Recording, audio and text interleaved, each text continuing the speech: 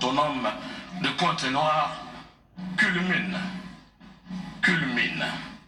à 74 mètres de hauteur. C'est un bâtiment de la catégorie que nous appelons des IGH, immeubles de grande hauteur, ayant pour contrainte la stabilité. Ossaturé par une structure en béton armé de haute résistance, capable d'affronter les attaques pernicieuses de leurs marins, la tour est conçue pour mettre en exergue un symbole d'un métier, les métiers de la mer. En arborant la carlingue, vous constatez bien que c'est l'allure d'un navire de la marine marchande. En effet, la souplesse et la résistance des voiles qui, sollicitées par les vents dominants pour en impulser une énergie cinétique, adoptant les formes curvilignes, ont inspiré la conception du corpus de cette tour qui en rappelle les équilibres. Son élégance, avec ses formes, tantôt sveltes, tantôt adoucies, tantôt tranchantes, et cette hauteur importante que n'atteignent que les mâts des grands bâtiments rappelle les techniques et règles de l'aérodynamique appliquées à la construction navale. Ôté de son enveloppe de murs rideaux en verre azuré, ce bâtiment dévoile une carcasse de pièces en béton armé d'une intelligence rationnellement agencée pour en garantir la stabilité, aussi bien verticale qu'horizontale, avec une masse totale supportée par les fondations de 237 pieux de 600 et 800 mm de diamètre, forés et ancrés sur une profondeur maximale de 31 mètres en dessous du niveau du terrain naturel. Ces pieux ont été, disons, récépés sur une profondeur suffisante pour aménager un sous-sol de 790 mètres carrés comportant le locaux technique pour courant faible et fort. Le bâtiment est implanté sur une côte de 3 mètres au-dessus du niveau de la mer.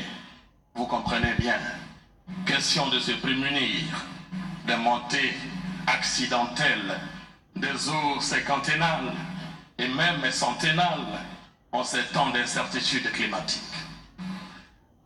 Composé des poteaux, poutres précontraintes et dalles en béton armé, l'ossature du bâtiment articulée sur 17 niveaux, dont un sous-sol dédié aux locaux techniques et un rez-de-chaussée abritant la salle de conférence de 600 places, ainsi que les espaces d'accueil. Le tout surmonté de 15 étages, destinés principalement aux espaces à usage de bureaux. Tout ceci offre une superficie bâtie de 15 787 mètres carrés. Pour ceux d'entre nous qui le visiteront, il suffira de franchir la porte principale d'entrée automatique pour découvrir en aménagement intérieur au rez-de-chaussée un hall de 340 mètres carrés avec un magnifique escalier hélicoïdal qui dessert 2 niveaux de mezzanine et un lustre central géant, assemblage parfait de flûtes de verre, comme pour célébrer l'éternité du plus haut point de la ville de Pointe-Noire par sa pointe. De ce hall, des couloirs et coulisses donnent accès aux espaces attenants qui comportent une zone d'exposition, une cafétéria, des locaux techniques, des points d'accès aux escaliers de service et aux plateformes des ascenseurs et blocs sanitaires. Du 1er au 12e étage, on dénombre 106 bureaux, dont la répartition est laissée bien sûr à la latitude de la Direction générale du port autonome. En privilégiant, le directeur général vient de le confirmer, la proximité avec les usagers du port par la mise à disposition de certains espaces.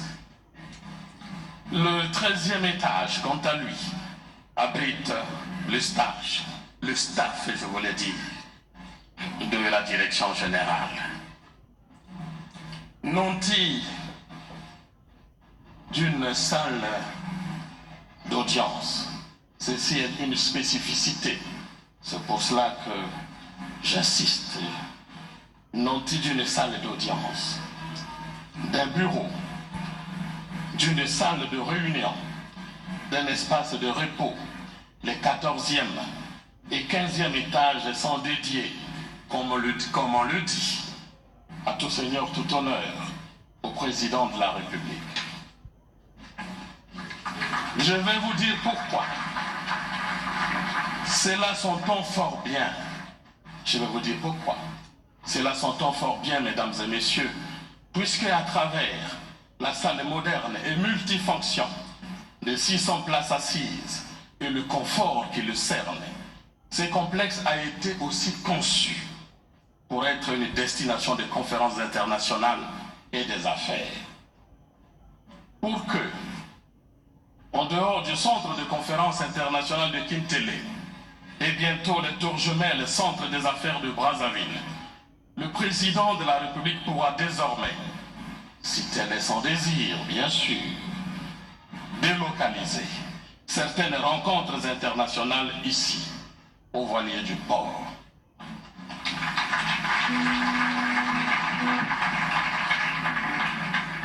La recherche de l'harmonie entre l'esthétique, c'est-à-dire la beauté, la structure et la fonctionnalité de l'ouvrage, a conduit au choix d'un matériau approprié pour les revêtements sur les murs, dont les fonctions sont utilitaires et offrent de meilleures conditions acoustiques, notamment le marbre pour les revêtements sur les murs du rez-de-chaussée, le granit au seuil des portes, le parquet en bois industriel stratifié dans les bureaux, la moquette satinée pour les revêtements sol de l'espace présidentiel, les panneaux composites de type alucobande en façade des parties basses du bâtiment, le verre trempé et azuré pour les murs rideaux de l'enveloppe du bâtiment, le bois naturel avec des planches acoustiques rembourrées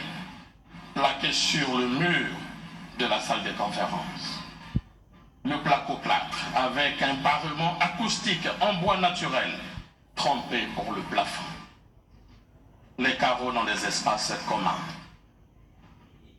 Attenante à la tour, la salle de conférence moulée en auditorium offre un espace, comme je le disais tout à l'heure, un espace convivial, douillet, pouvant recevoir jusqu'à 600 personnes. Là, les matériaux naturels et synthétiques s'associent dans un style éclectique pour créer le confort, tout en touchant le comble de l'esthétique, c'est-à-dire la beauté.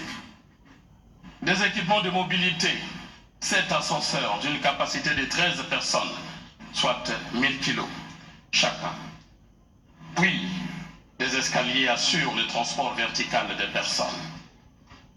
Des groupes de production d'eau glacée de type VRV et de marque Daikin sont posés sur la dalle toiture pour alimenter le système de climatisation centralisé, assurant ainsi l'air conditionné de la tour. Pour l'alimentation électrique de l'ensemble des infrastructures, une connexion au réseau de la ville, doublée d'une centrale de secours de 2 générateurs de 830 kVA, a été mise en place avec l'ensemble des équipements connexes qui garantissent son bon fonctionnement. Installé dans le local technique qui jouxte la bâche à eau de 100 mètres cubes, alimenté par les réseaux de distribution d'eau de la Congolaise des eaux et un forage Des pompes puissantes poussent l'eau à travers un réseau de conduites à pression jusqu'à une hauteur manométrique, dépassant même celle de la tour, pour desservir sans faille chaque étage. Aux aménagements extérieurs, on trouve des aires aménagées en parking d'une capacité totale de 150 voitures, avec place réservée pour personnes à mobilité réduite. Une mini-station d'épuration des eaux usées d'une capacité de 55 mètres cubes heure, soit 800 personnes par jour, conformément aux normes OMS, est destinée à être réutilisée pour l'arrosage des espaces verts et paysagers. Un mur de clôture de 1000 mètres linéaires avec 2 entrées principales et postes de contrôle munis de dispositifs de contrôle modernes. Pour la réalisation de ce projet, en tout et pour tout, ont été acheminés sur le site 220 conteneurs de matériaux de construction importés ayant permis le traitement de 2000 tonnes d'acier pour béton armé, 13 764 mètres cubes de béton, 10 283 mètres carrés de panneaux vitrés pour murs rideaux, 4 934 mètres carreaux de panneaux en aluminium à Lucobande, 10 000 mètres carrés de carreaux grès cérame pour revêtement sol et 4 953 mètres carrés de parquet en bois industriel, sans oublier 3 200 mètres carrés de marbre pour revêtement sol et murs, 160 mètres carrés de granit pour revêtement sol au seuil des portes. Démarré en octobre 2012, les travaux réalisés par l'entreprise Channel Geoengineering Corporation, contrôlée par le bureau Veritas, ont été malheureusement ponctués d'arrêts temporels, vous l'avez bien compris, notamment depuis 2015, du fait des contraintes financières, avant de reprendre si heureusement en 2019 et sans désemparer jusqu'à ces jours. Ici, 1200 travailleurs, dont 300 ressortissants chinois, 900 Congolais, se sont côtoyés coude à coude. Ceux de la délégation générale aux grands travaux, de l'ingénieur conseil Veritas, ainsi que ceux du port autonome de Pointe-Noire, pour concrétiser le projet. D'un coût total de 25 537 millions de francs CFA, hors taxes, le projet a été financé à 60% par le budget de l'État congolais et à 40% par une facilité accordée au port. Excellence, Monsieur le Président de la République, hier, lors de la double inauguration de l'hôpital et des voiries, nous avons mis en exergue le travail et ses vertus, auxquelles vous nous forgez depuis toujours et de tout temps. Et on peut dire aujourd'hui, et pour preuve, à titre d'illustration, le Conseil d'administration du Fonds monétaire international vient d'approuver un nouvel accord de 36 mois au titre de la facilité élargie de crédit pour notre pays, ouvrant ainsi les portes aux autres partenaires techniques et financiers pour accompagner au mieux le Congo. C'est le travail dur qui paie. Nous l'avons dit hier, le travail dur paie.